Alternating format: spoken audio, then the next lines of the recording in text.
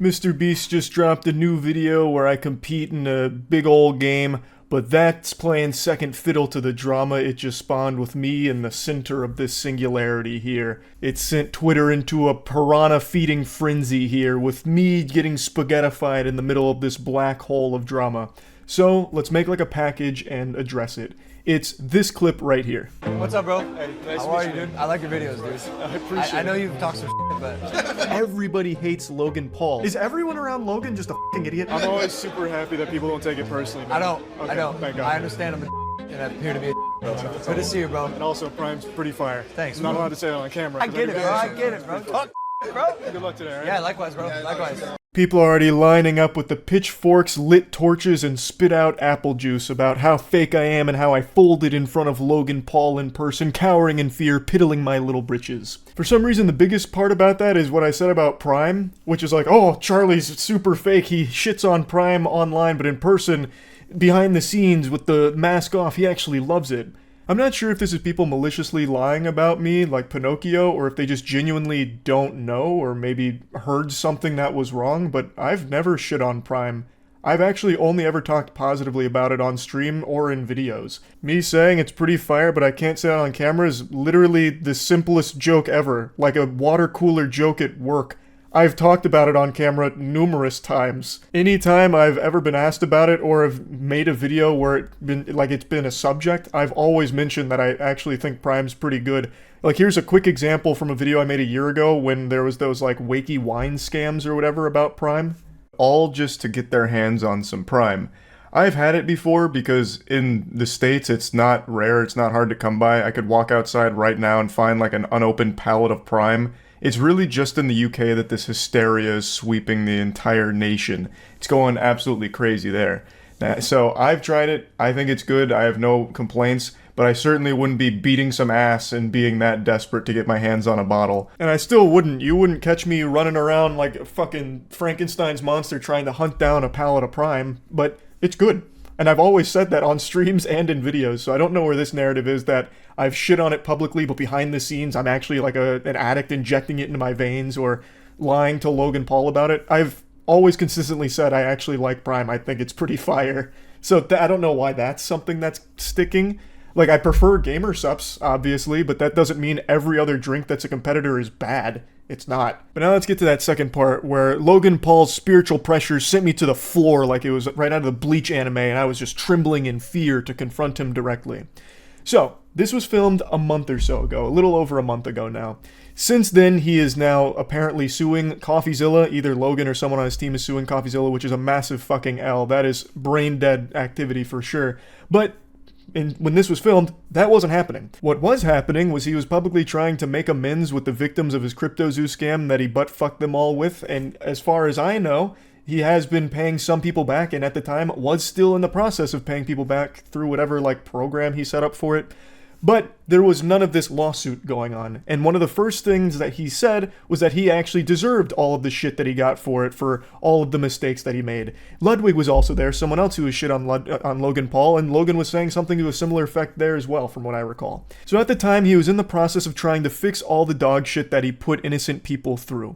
And when I talked about this on stream and in the videos about CryptoZoo and what was going on with it with the updates, I had always said, as long as the victims are made whole again and they get their money back, that's a happy ending. But Logan is still a scumbag for ever doing it in the first place, which is something that he also said he deserved everything he got from doing that.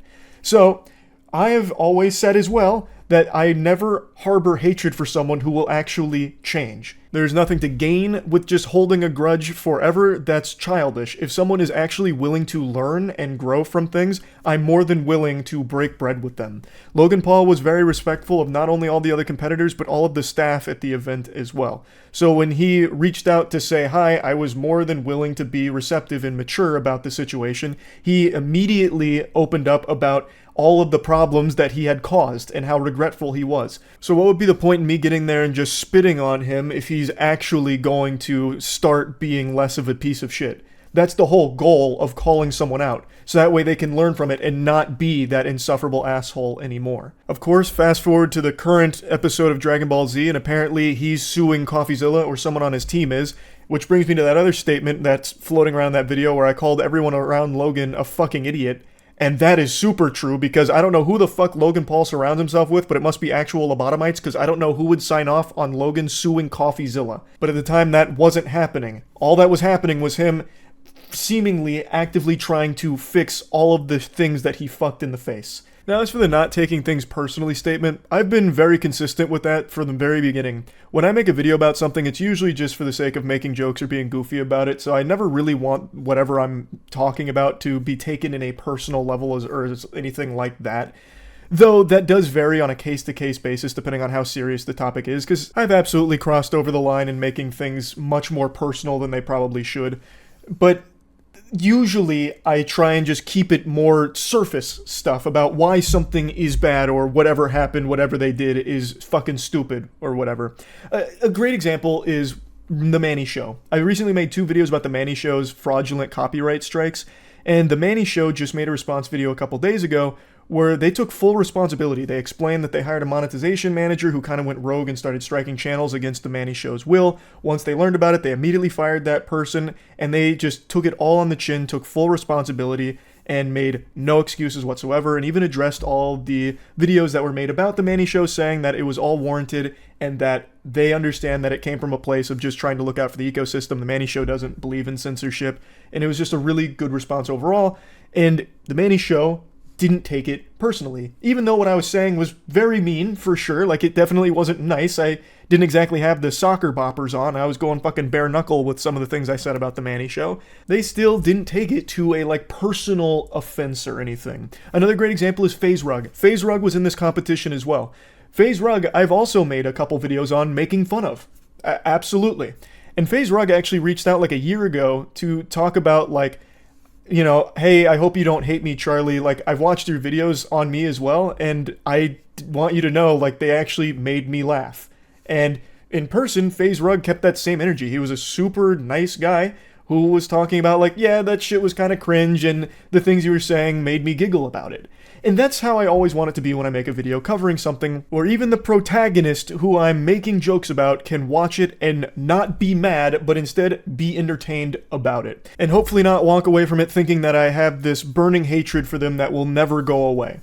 Now, in Logan Paul's case, it is a little bit different, because with the dead body situation as well as the CryptoZoo scam, I definitely did get far more personal than just like surface level jokes, talking about him being like an actual piece of shit, surrounded by sycophant pieces of shit as well, that just continue to enable horrible behavior. But at the end of the day, all of it was geared towards a goal. In the CryptoZoo scam, getting everyone paid back and explaining why it needs to be paid back and is a horrible thing. So Logan Paul taking that and letting it not be personal but instead constructive is the best case scenario there. Not just for me, but Ludwig and everyone else that's called Logan Paul out, which was like half of the fucking competition, by the way.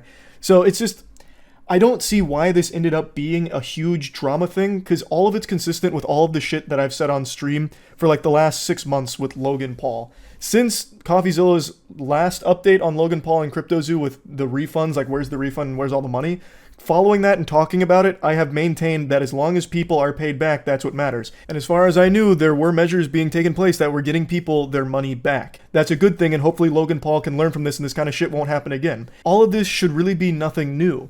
Here's another quick example about me always being willing to talk to or at least engage with people that I have called out on a personal level.